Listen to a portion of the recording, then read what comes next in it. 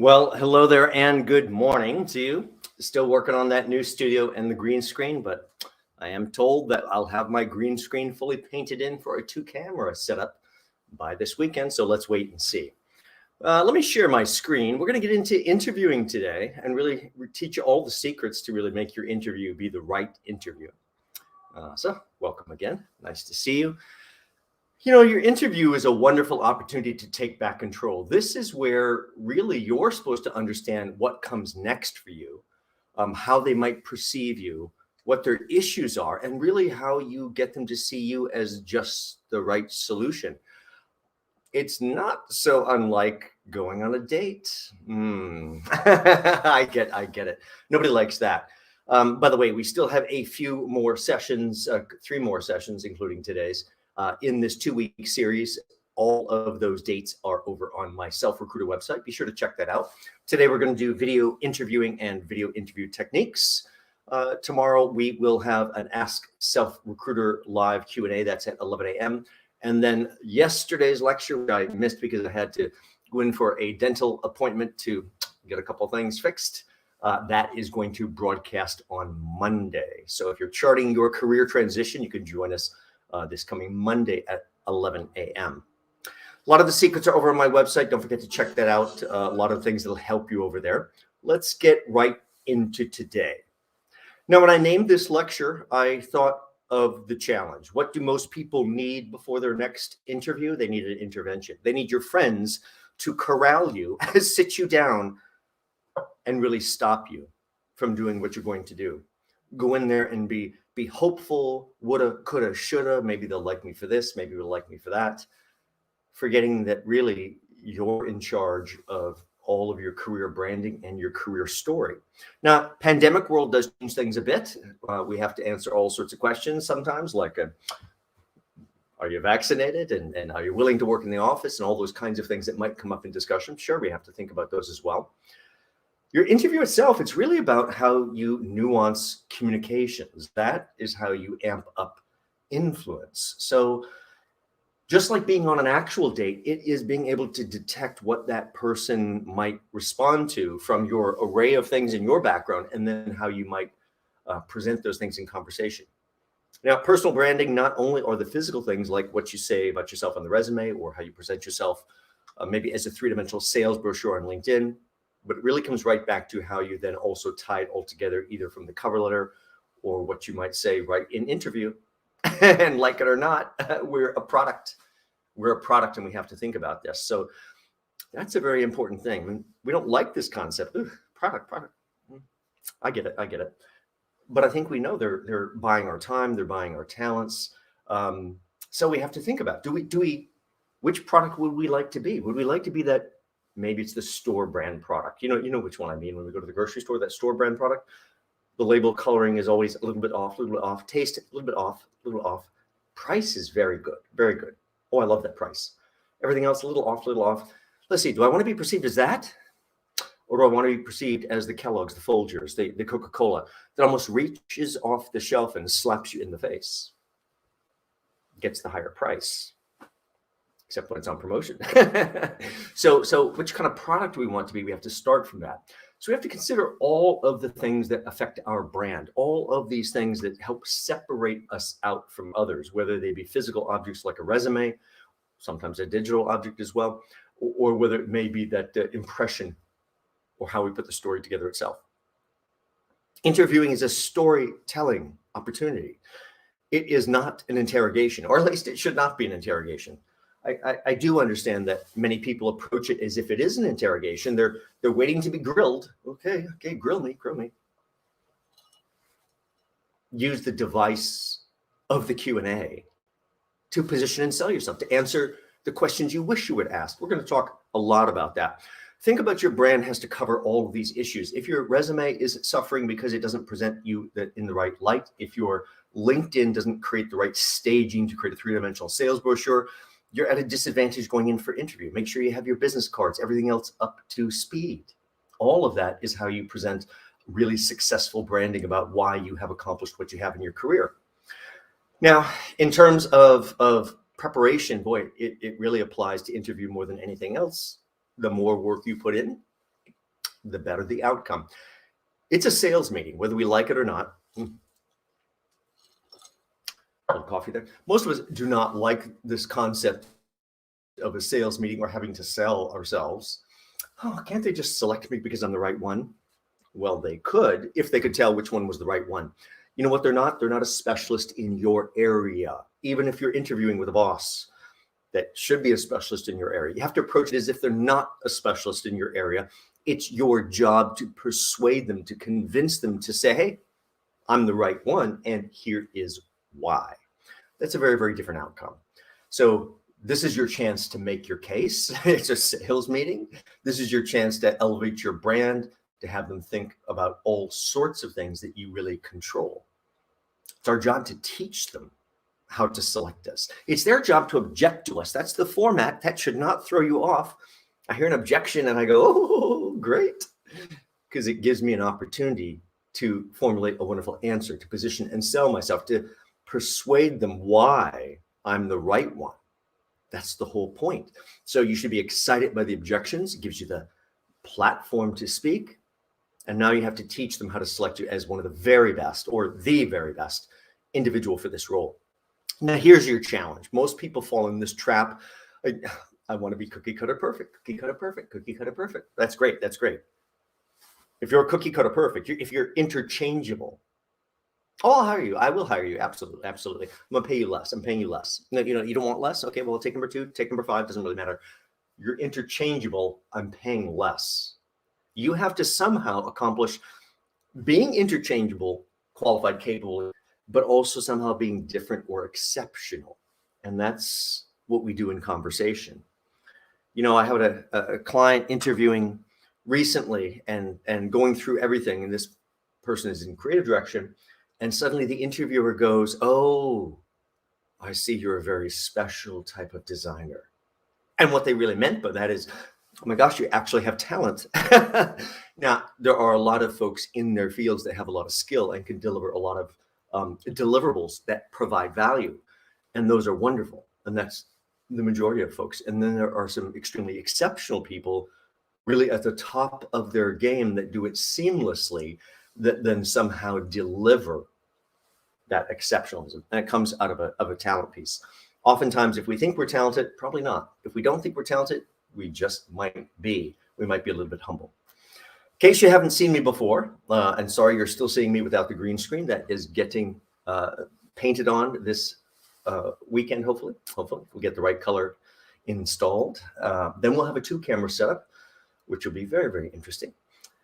Well, let's get right down to it. John Crant, author, career coach, and speaker, resume and LinkedIn guru as well. A little bit about my background, because you should understand everybody's background that is teaching you something, so you understand how to parse that information. How should I value it and use it or not use it based on all of that? So where does my advice come from? Comes out of my time in recruiting right on a desk as a headhunter.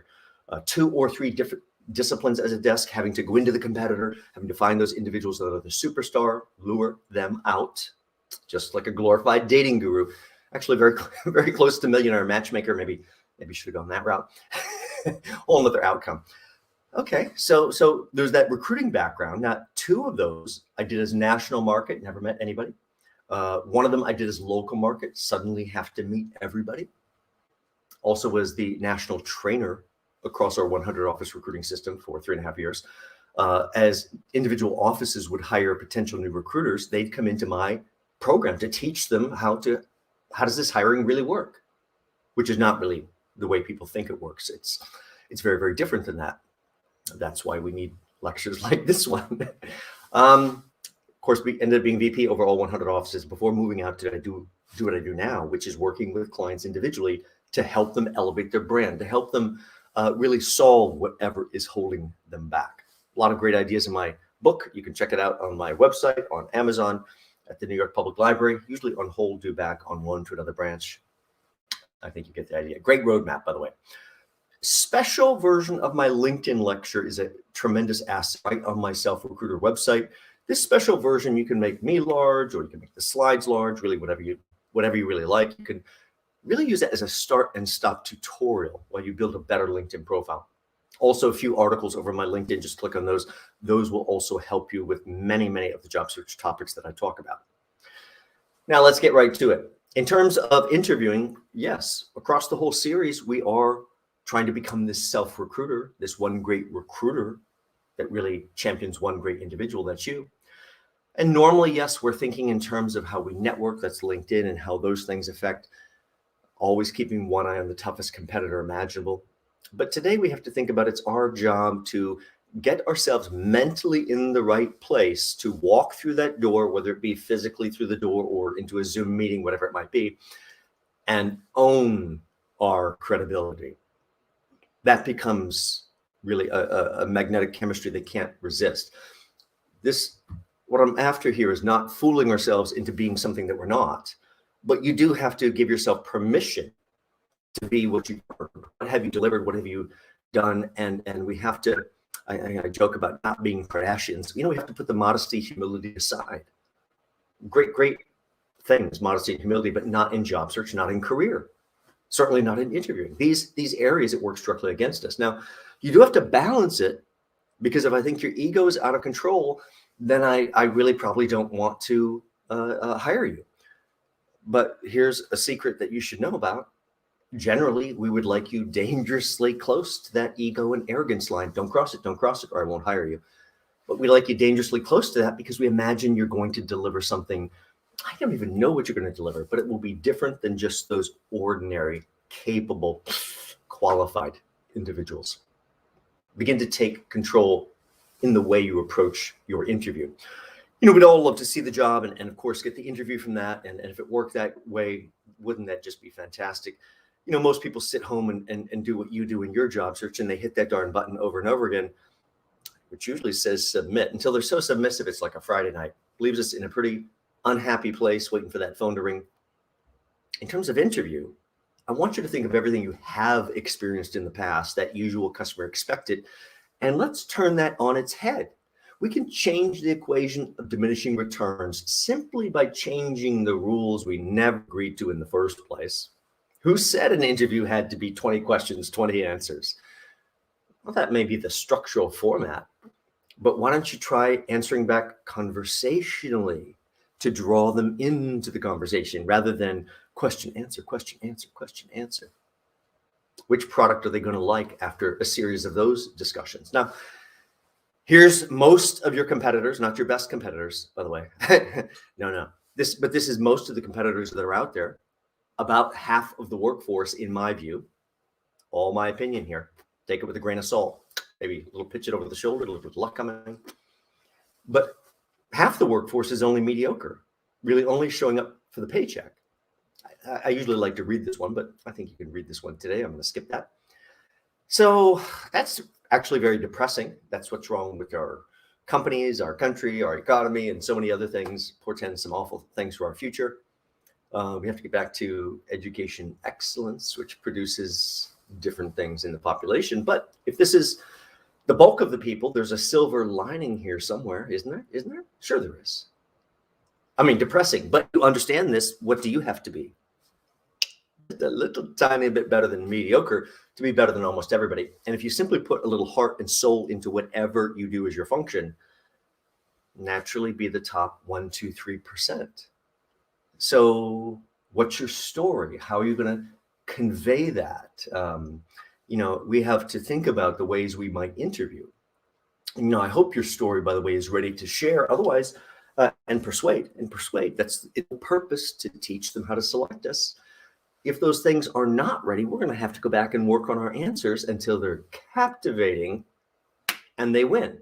Now, your interview can take place in person, not very often these days, over the phone, more likely, video or Zoom or Meet or Blue Jeans or whatever other platform they're using for video. And yes, you have to agree to see them on whatever platform that they arrive or send you the invitation on. Just because they send you a Blue Jeans invitation doesn't mean you can go, oh, can't we use Zoom? No, because we use Blue Jeans. Whatever platform they use is one you have to use. Now, as we get ready for this, a reminder, you're not there to answer questions, even though that seems ridiculous. It's an interview. It's 20 questions, 20 answers. Yes, but The questions are simply a device so that you have a platform to speak. Gives you opportunity to tell me a persuasive story that illustrates something that I would like to get as a deliverable here. Are you ready to share and persuade? So sometimes that does mean that you have to answer like a politician, a good politician. A good politician, maybe not good for society, but a good politician understands when they have to pivot and answer a question they wished they were asked versus the question they were asked. Great example outside the political arena is Tim Cook at Apple, running Apple right now for the last number of years after Steve Jobs. And Tim, a few springs ago, he was talking to a college audience. It was not a commencement talk, although he gives those all the time. This was just talking to a college audience, classroom audience. And of course, everybody's got these type of devices. So they're up on the YouTube. You can pull and take a look at this footage. But one of the students asked him a very inappropriate question. Like, when is it okay not to listen to our professors? Well, thank you for that great question to set me up for success. So when you get asked the question you wished were different, why don't you simply rephrase the question? And Tim is a very smart guy. He on the fly just simply said, well, I think what you're really asking me is, that's how you rephrase it. When is it okay not to follow the rules? And I think clearly you should almost never follow the rules. I think you should write the rules, or you're never really going to get to where you're imagining. And what a great answer. You have to be in control. So yes, sometimes you have to answer the question you wished you were asked, or restate it and answer that question to push your agenda. You are there not to answer questions, but to move your candidacy forward until you get an offer. That means we have to know ourselves better than the next 5 or 6 people that want that job. We have to think about why we're more exciting than they are. And the secret, you may not like in this whole process, is the decision itself is not about being capable or qualified. Oh my gosh, don't mishear that. I would not hire anyone. I wouldn't even speak to anyone I did not believe to be capable and qualified. This comes down to chemistry and confidence. If I believe you're capable and qualified, then I need a tight fit for my team. Why? Because if I hire you, do you realize I'm going to spend my waking life with you? Actually, probably more time with you than I'm going to spend with my loved ones. That's why we want to like you or get you. So the reasons you get hired, assuming you're capable and qualified, it's chemistry, number one, above all other things. Confidence, number two, above all other things than chemistry. And that's before the credentialing, your background, what you've done as deliverables. All of that creates engagement, which is a whole lot closer to that type of engagement. So don't forget, this entire thing is a date. So back to our story. Is it really ready? Have we really done the homework? Are we prepared? Are we overly focused on capable or qualified? If you come into an interview with me and I sense you are really trying to prove you're capable and qualified, my gosh, I have no interest whatsoever in hiring you. Number one, because you have no confidence. Confidence is a requirement in any employee I'm going to hire, even if they're venturing into a new area for themselves. So you may be capable and qualified, but if you overly try to prove that piece of it, that demonstrates that you're really not the right one, at least for me. Focus also on why are you interesting? What makes you tick? What drives you? That could have something to do with your work life, could have nothing to do with your work life. You have to think about that. You could be interesting because of non-work life related things, but you're so capable and qualified. Love to have a person like that on my team. So think about a paradigm shift, a complete metamorphosis in storytelling. Now, let's go back to that word again, storytelling. That has a bad connotation because somehow we've come to the conclusion that storytelling means saying something that's not true. No. What I'm saying to you is I could tell you a really great story that's exciting and interesting and everything else that's absolutely true. Or I could tell you a dull, lifeless, full of detail story that's absolutely true and I have no interest in. Your job is to get a little closer to the campfire, lean in, and tell a great story. As you go back through your different story elements, all the things in your background that might have been deliverables, you filter those through this question we used during the entire series. Why is it going to be the very best business decision they're going to make today if they choose to hire you? Okay. Back to the capable and qualified and somehow being exceptional. We're going to have to use our mastery of communication skills, the soft skills. Really, that's our emotional intelligence quotient. All those things that we can't necessarily put our finger on. But you see a lot of them here. Look at these last ones that are coming up, this friendliness and optimism. You have to be so optimistic that the sun will come up tomorrow, even if it's a nuclear holocaust. And I sure hope it's not, obviously. But it's that type of unbridled belief in such an amazing future. They want to be inspired by you. This is how you influence them, that if I were to hire this person, not only am I getting the capable, qualified what I need, I'm getting something special. I don't even know what I'm going to get yet, but it's so special. I can't wait to open that prize. Speaking of opening a prize, part of the approach to warm up your audience in interview is to make sure they've looked at your materials repeatedly over and over and over again before the interview happens. We do this by taking a couple fish hooks, taking a couple worms, sliding them on the fish hooks, tossing them out into the pond, and being brave enough to wait till someone clicks on that little wiggling worm. And what happens is it opens up your sales brochure all about you. So the first thing we're going to do once we do know, oh, my interview's next Tuesday, 10 a.m. Fantastic. Did they tell you everybody you're going to meet with next Tuesday? I mean, they sent me the person's name. That wasn't my question. Did they tell you everyone that you're going to meet with next Tuesday? I mean, email them back. No, I just emailed them this morning. Email them again. It's worth it. So excited for my interview with such and such next Tuesday morning. In addition to Jack or Jim or Joe, can you let me know who else I'm likely, there's the important word, to meet so I can fully prepare for the meeting? They will tell you. It's really that simple. But if you approach them in a way like, well, who else am I meeting with? I'm sorry, who are you? Get off my phone, security. They're going to be losing interest very quickly because you forgot the social graces, the soft skills, the emotional intelligence quotient part of the approach. You have to know everyone you're going to meet, or even the odds of who you might meet, or how could you prepare to build chemistry with them in advance? So if you forget that word likely, remember I said, oh, likely, if you forget that word, they're probably going to go, oh, I don't know who you're going to meet. And you didn't get very far. That doesn't work very well for you. What you need to do is include the likely, and they may still go, oh, I'm not really sure, but probably Jack and Jim and maybe 3 of your peers. Fantastic. I got 2 more names, and I got a reference to 3 of my peers. I could go into LinkedIn, just like I teach in my LinkedIn lecture. You can see it over my Self-Recruiter YouTube channel.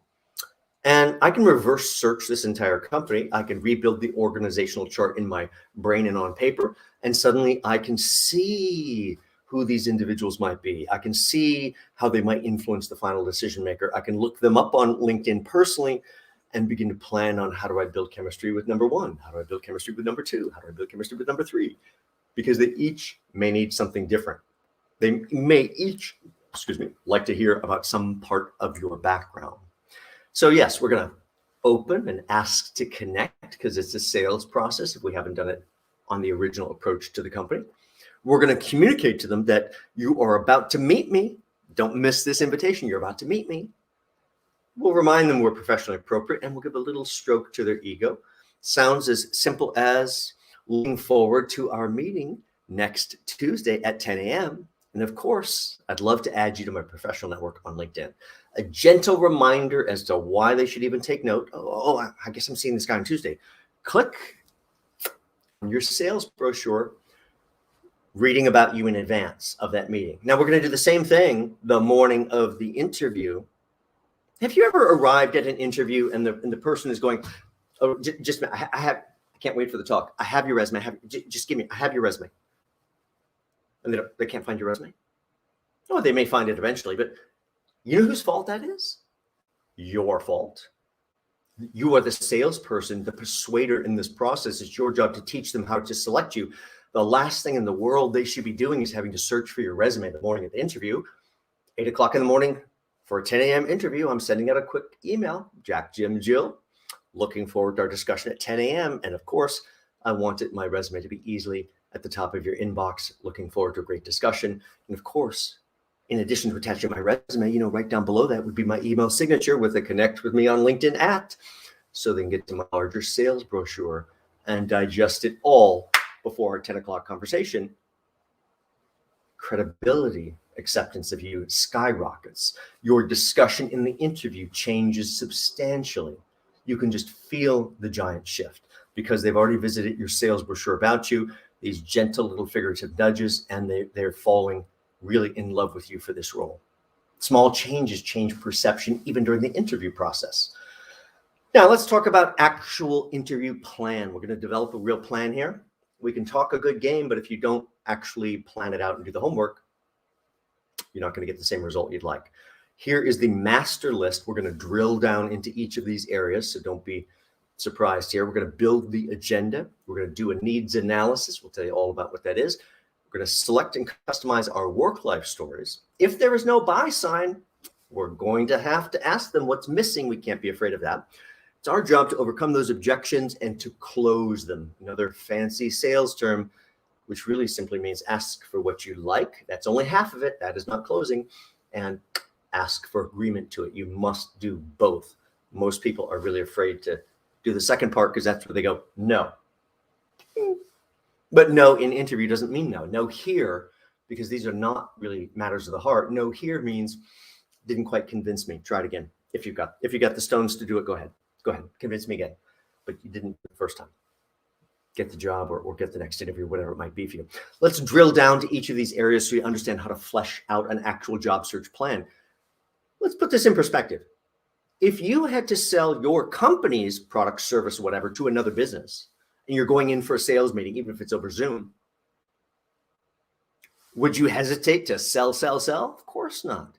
Would you hesitate to put a whole plan and agenda together, to think it all through, to think about how you'd get trapped or derailed? Of course not. That's your job. Same thing here. So in creating the agenda, we want to know everything. Who are we meeting? How will I build chemistry with each one of these people? And it may be different for each one. What career stories do I want to talk about with this person or this other person? Because it may require different career stories to satisfy each one of them and get their vote. What else would make them jump out of their chair? And is there anything else they might like to hear or need to hear? How do I get them firmly in my corner, really?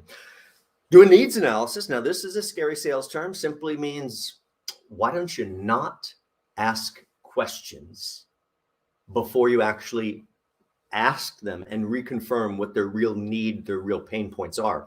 So many people get distracted by that thing called the job posting. Oh, it's right, the job posting. Oh, I get this job. Then they go in and interview exactly as if that were reality, and they miss the target. Oh, I see you don't really have this background. Oh my gosh, I really do have that background. I didn't know I should talk about it because we didn't do a needs analysis. You have to confirm what their pain points are, or what they're looking to have change, or what they would like to have solved, or even why the job is open. Because if that person got fired, there is something they'd like to change. If that person left on their own to go work at another company, they probably even left a mess behind that their boss doesn't even know about. Lastly, what have they not seen? Ooh, that's a brilliant one. It will tell you exactly why they've not hired. Brilliant question. Save it to the end, and I hope you hear the reality of what they're going to tell you. Select and customize our work-life stories. A certain one may illustrate a certain skill or a certain value or a certain interest or whatever it might be. Those stories have to be ready, and you have to plan on how I'm going to tell it and what the whole purpose of telling it is. Their job is to object to you, so I certainly hope that doesn't throw you off. You haven't worked since last year. You've never worked in nonprofit. You've never worked in commercial. You've never held this role before. I think you really get all the ways they could object to you. Yeah, very strong. That's their job, by the way. So your job is to overcome that. So why don't you simply use an agree but disagree technique? Maybe, well, you've never worked in nonprofit, John. You know I haven't. Just like it's a gift from up above. I cannot change that I have not worked in nonprofit if I've not. I can't pretend I've worked in nonprofit. The best way to deal with it is to confront it full up front without any residual baggage or negativity. You know I haven't. Almost as if that's a prized gift. But I'm sure you'll meet a lot of those type of candidates. Everybody else is always a candidate. You're always an individual. slight shift in language changes everything. I'm sure you'll meet a lot of those in the other candidates. You'll see, what I bring to the table is something quite different. It's also why I think I'll be the most successful individual in this role. It's your job to persuade them, your job to overcome those objections, your job to make those things they accuse you of not having, not really being the real thing that's necessary for success. Now, if there's no buy sign, now let's be clear. In interviewing, there are only two buy signs. The two buy signs are as simple as this. I'd like to invite you back next week to meet so-and-so. Great. Indication that you are going to get the next interview. They don't have to schedule it, but you're getting the next interview. You won the day. Fantastic. The only other buy sign is the move toward offer. Jack, Jim, Joe, we'd love to get your references so we can move toward offer. Fantastic. Looks like I've won that one too. Short of that, no matter how nice it is, they might go, oh my gosh, Jack, it has been so wonderful, this conversation. It's really enlightening, the different background pieces that you bring. Very, very exciting. Sounds good so far. And then they go, but we have a few more people to see. It'll probably be a few more weeks. We'll get back to you, or we'll never call you again. Okay. Didn't win. Didn't lose yet, but you didn't win. Clearly did not win. If you didn't win, and this were in person in the office, I always joke about, well, why would we get up and leave? I don't mean to stay there so long that they're going, security, get this person out of my office.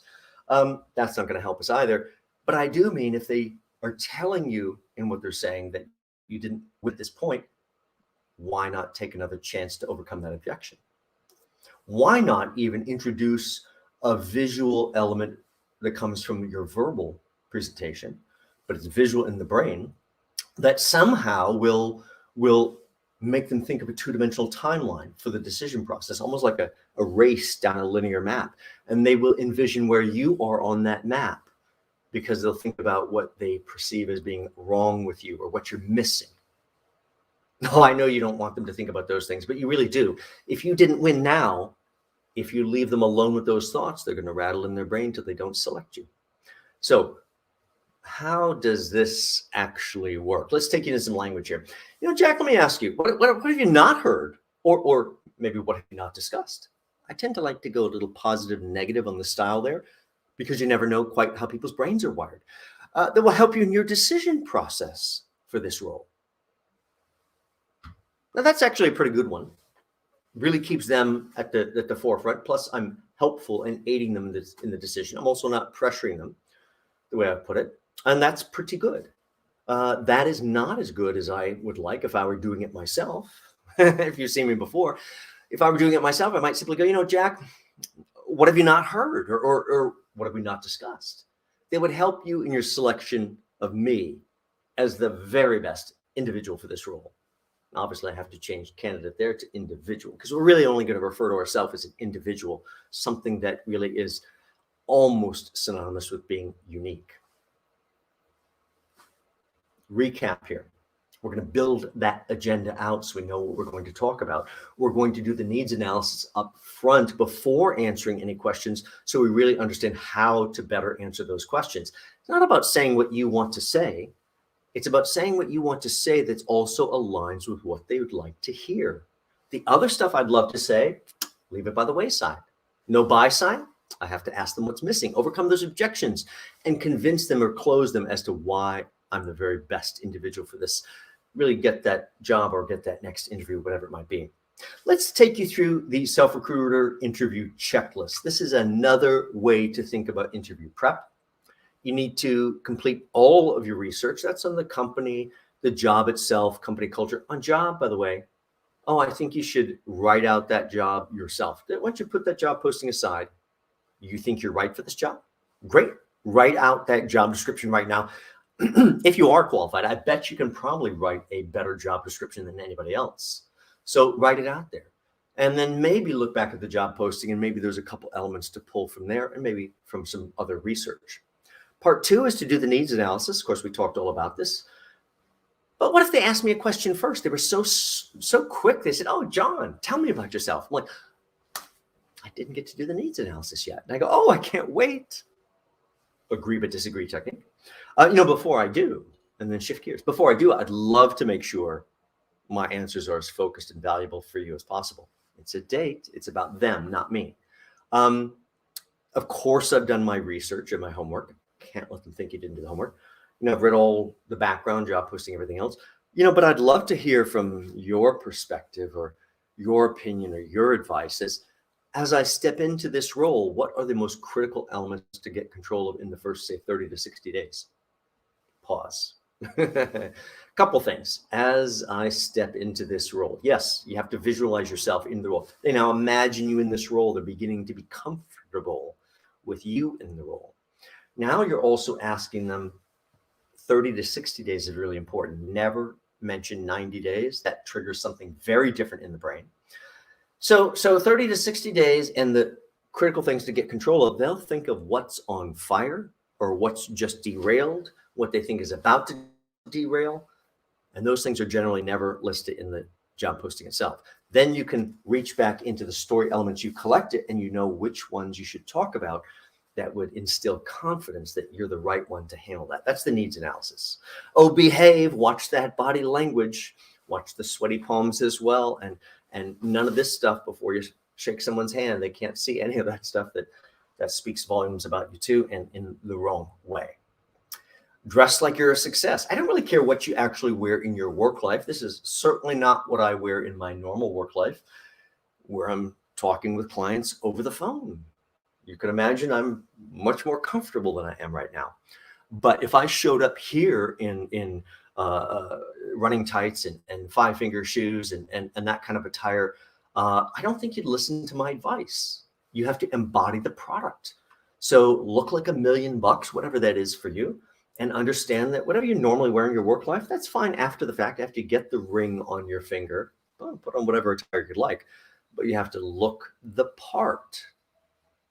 Your competitor shows up looking better than you, they're ahead of you. They're ahead of you. Are you listening? Give you a lot to think about, so much so that you may forget that you have to listen, take notes, and toss around some ideas in your head at the same time you're actually speaking and managing your interview. You're there to sell yourself. Don't forget that part of it. It's not just, oh, I'm here to see if this job is right for me. Well, I hope so, but you're there to sell, because there's nothing worse than getting to the end of the process, falling completely in love with this company, and then suddenly you weren't excited enough for them and they pick somebody else. And everybody wants to talk about this. Would you like more money? I'd like more money. By the way, there's nothing wrong with liking more money. Here's the problem in negotiating salary. If I think you would like more money, I don't want to give it to you. If I think you need more money, I try to find a way to give it to you. It's really that simple. So we have to play on that part of it. Here's the actual answer of how you get the best offer possible. Don't talk about money. And the very first thing my client says, is there something unclear here? Don't talk about money. Well, if you talk about money, you obviously do not want the best offer possible. Your job is to sidestep discussion of money like the plague. I even sense that 2 questions from now, you're about to turn the corner and ask me about money. I have to introduce something so compelling that suddenly you forget to go back and ask me about money. Whole different one on negotiation on my YouTube channel. Check that one out. Lots of ways to negotiate. Plus there's, I think, 15 questions on negotiation up there. Little Ask Self-Recruiter Q&A video that'll help you. Timing to get it right. Well, the timing, there's 2 timing things. If you're doing this in person, you need to be sure to travel to the area of your interview so you're there 30 minutes in advance. I didn't say in their office. No. Get in the area so there's no last minute rushing. Would it be a shame to put all this preparation in and then get discombobulated in the last few minutes, having to rush and get all sweaty and not focused because you didn't plan ahead? So get to the area, sit down at the bench or a coffee shop, whatever it might be, go over your notes. In the last 10, 15 minutes, close that notebook. Trust that all the homework you did will be ready and available to you. Center yourself, give yourself enough time to get through building security, floor security, and arrive at your appointment lobby, wherever floor that is, 5 to 15 minutes before your session. If it's 11 o'clock, I mean, it is 5 to 11 or at worst case, quarter to 11. You show up at 10:35 or 11 o'clock, that is not a good thing. Your 11 o'clock is here. Your 11 o'clock. Oh, my day's already out of control. Now I have to I can't leave you sitting out there 25 minutes. I have to now come out there, put on a happy face. I can't wait to talk to you. Probably see it right at 11 or maybe just after. Looking forward to our discussion.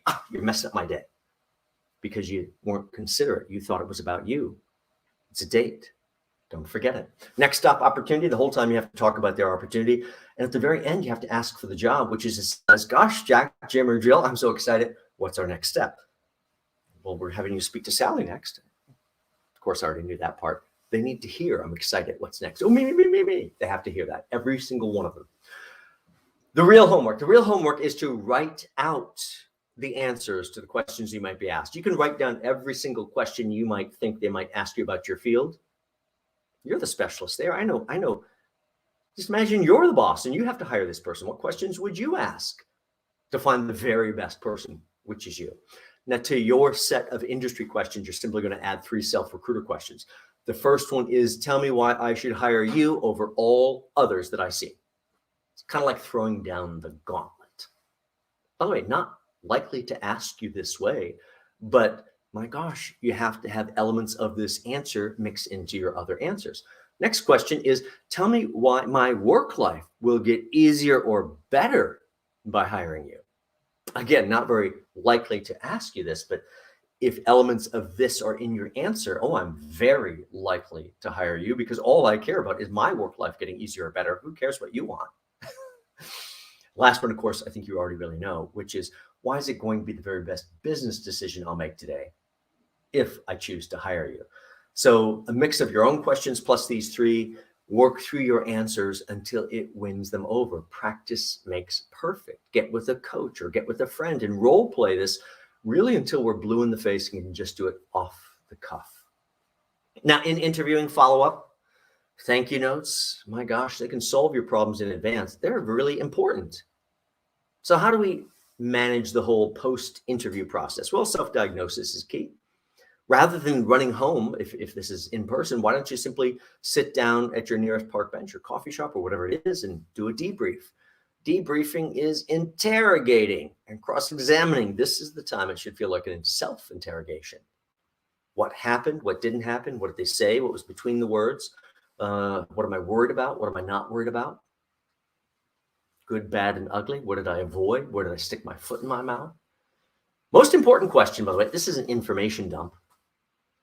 Everything you're thinking, no matter how tangential, capture it. Even if it's very tangential, I don't know why that's there. There's a reason. Capture it now before it's out of your brain so we can keep contemplating it.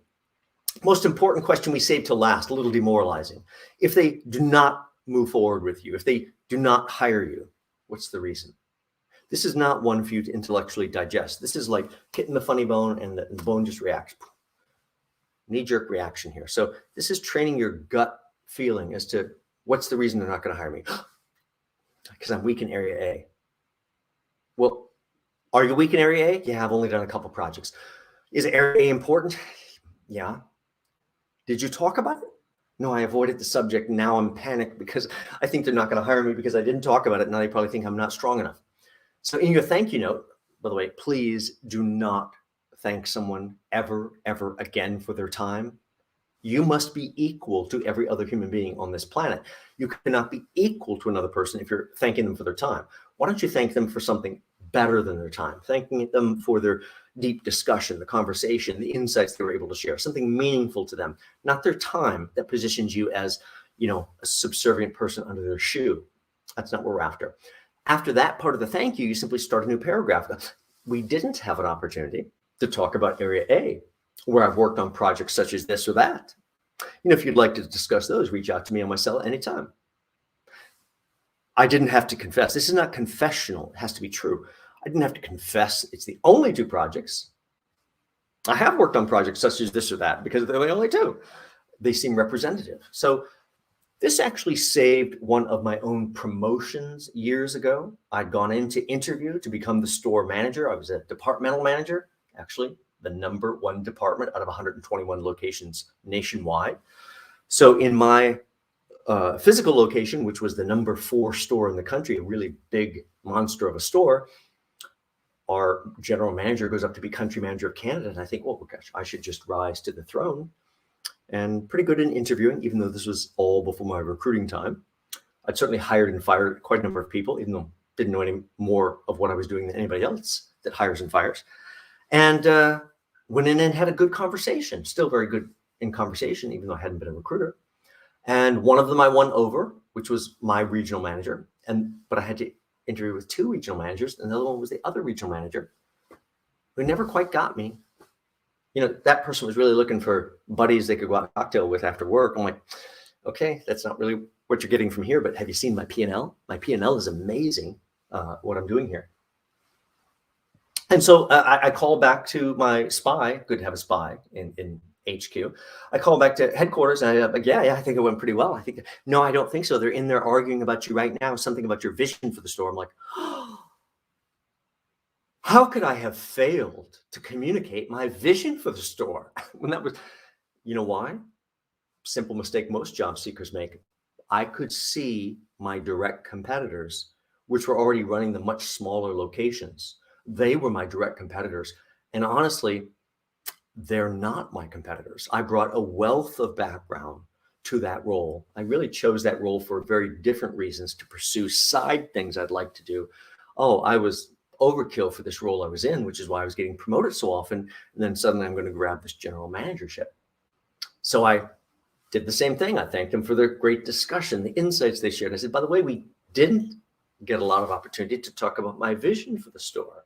Oh, if you'd like to talk about that, you just give me a call on my cell anytime. Click send, and oh my gosh, I'm bullet pointing out my vision as fast as I can because I'm sure they're going to call me any moment. Never called me. Got the job. Oh, here's a vision. It doesn't really matter. You can't change anything anyway, but here's a vision. Okay, we'll hire him. That's simple. Close it with excitement. Wow, I'm very excited. What is our next step? That is asking for the job. And getting ready to close out today's session on interviewing, don't forget that people are really going to be hired by chemistry. Yes, you have to be capable and qualified, but you've really got to think about this whole building chemistry piece. What are you going to talk about? Whatever you want to talk about has to be turned a little bit so it's really talking in terms of something that benefits them. You've got to be real and genuine. Now, I'm shy and introverted. Does that mean I'm not being real and genuine here? Nope. This is another aspect of who I am also. I don't need to show you my shyness and introversion in this video. This is still real and genuine. This is another aspect of who I am. So you're there to showcase that piece of it. As we shift over, let's give you all the secrets to video interviewing. I'm going to show you my prior studio setup. I am in my new studio now, still awaiting for my green screen painting here. So let's go into video interviewing in all the ways that you can make that advantageous for you. Now, in the past, I've had a lot of people ask me, do you do anything with video interviewing? This is before pandemic. I'm like, no, why would we do that? Most people are terrible on video. It's going to work against you. But of course, the pandemic happened, and now we're all on Zoom all the time, or Meet, or whatever other piece of software we might be using. Okay. So it's chemistry and confidence. We have to think about even the setup. And I know I'm coming to you with a white screen today, still waiting on my green screen, but let's think about the setup. Chemistry and confidence win the day. Now, I pulled a few Zoom backgrounds just off the internet. I'm going to tell you what's wrong with each of these so you think about how to construct your visual. Chemistry and confidence win the race. Do we see it? Do we see it? I don't see it here. I'm not even sure this person knows they're at a job interview.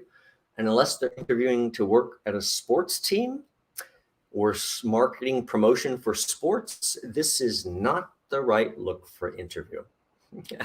Chemistry and confidence win the day. Do we see it here? Do we see it? I really don't see it here. In fact, I don't really see anything besides the whiteness that is out the window here. You cannot get upstaged by your background. And it makes it even worse if we huddle down like this. You have to be confident, engaging, even if you don't feel like it. Chemistry and confidence win the day. Do we see it here? Do we see it? I don't really see it. The person, I bet, feels they're confident, probably because they're a little commanding, but I don't really need to see it. I certainly don't need to see up your nose. We have to correct those things. Chemistry and confidence win the day. Well, you know what? I'm not going to give the chemistry, but I will give the confidence votes. I see a lot of confidence here. I'm going to give that thumbs up until I take it away. You know what undermines confidence in this photo? This is not a gaming session. I don't need to see gaming headphone on you. That does not instill confidence in me. That makes me think you're a telemarketer. Even if you're interviewing for telemarketing, that is not the correct look. Chemistry and confidence win the day. Well, yeah, I see the chemistry, I see the confidence. But you know what? It's really important that you consider your entire surroundings and not upstage yourself. This person created a really interesting box setup by the shape of their room behind them that also focuses on them. But then we have this large image right behind their head that we keep wanting to look at, keep wanting to figure out what that is. We've been upstaged. That doesn't work. Chemistry and confidence win the race. You know what? I feel the chemistry. I feel the confidence. But we have the same problem here. This person didn't pay attention to detail. They got themselves upstaged. I really do like this nice curved wall if it wasn't creating this terrible reflection over here. But the problem with this whole thing, and it's a nice visual balance, the problem is it actually causes me to try to look at what those photos really are, to try to decipher what they are, when I should be looking at you.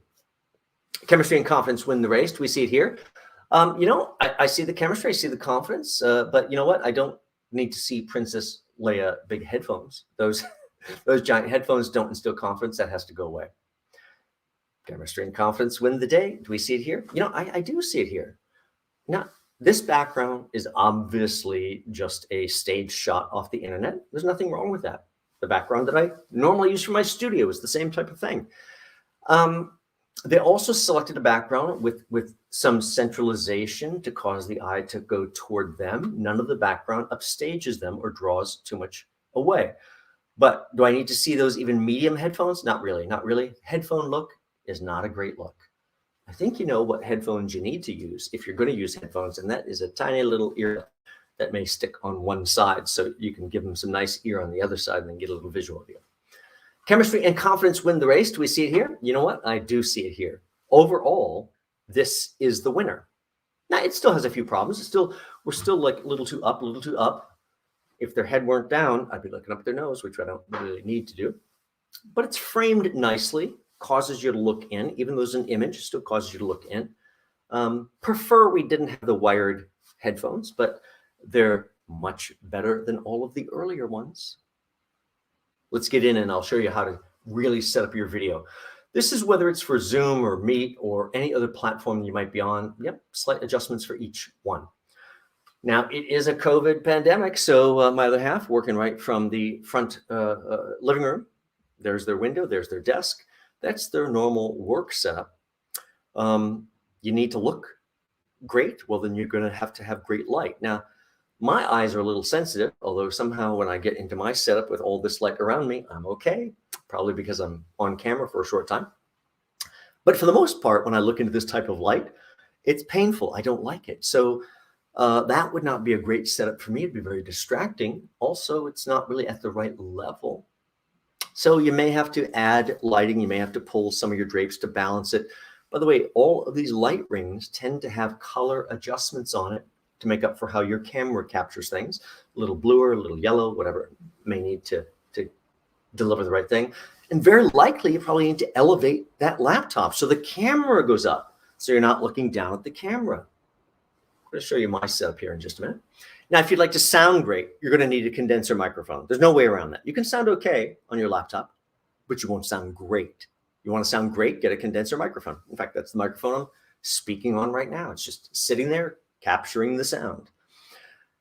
Now, light, yes, but you also may need height. This is my normal studio setup, which is actually over in the larger bedroom. It is right on top of the ironing board, which even in my new studio, I'm on top of the ironing board. Actually, I have this same box setup where I'm standing today. Large box of my books, creating the weight, and a few other fillers to create everything at the right height, which might lead you to the understanding that we should be standing up. Yes, just like I am today. See, I can hop because I'm standing up. Standing up releases your diaphragm, allows you to have more vocal resonance, also allows you to have more presence on camera. But it doesn't change the fact that I'm quite literally standing in about 1 square foot. My feet generally don't move. Therefore, I am exactly in the right place all the time. Think about the light. think about the height. This is the flip view of my normal studio setup, which is in the other room, where, yes, you see there's the ironing board, there's the boxes, there's all the equipment, and 3 giant light boxes surrounding with a green screen in the background. You'd like to look great, you're going to need a green screen. You'd like to look like I look today, you can just use a wall. Not as good today as when I swap out the background.